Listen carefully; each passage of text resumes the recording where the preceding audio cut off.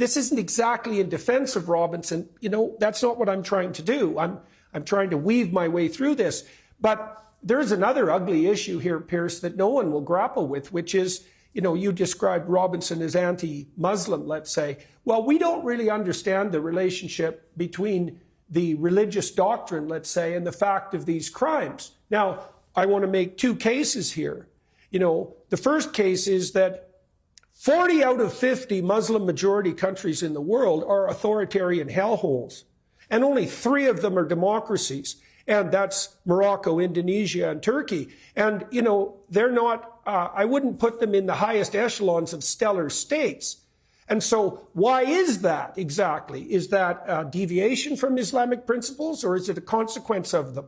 Now, no one wants to have that discussion, and it's no bloody wonder, and then, so that's on the negative side, let's say. And there are certainly doctrines in Islam that are very, very difficult to square with free, liberal, Western, Christian democracies.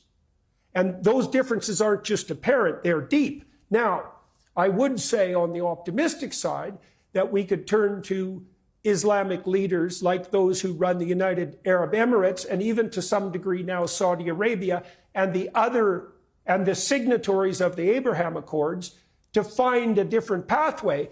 There have been stellar leaders, both from Saudi Arabia and the UAE, who've come out and said that publicly, very publicly, that they've got their Islamic fundamentalists under control and firmly in hand, and are completely undiluted as to their danger. But Europeans are virtue signaling so hard on the progressive side that the fundamental danger from Islamic fundamentalism is going to come from Europe and the UK, and not from the Arab states. Now, Tommy Robinson has been pilloried as anti-Islam, but there's a discussion to be had here.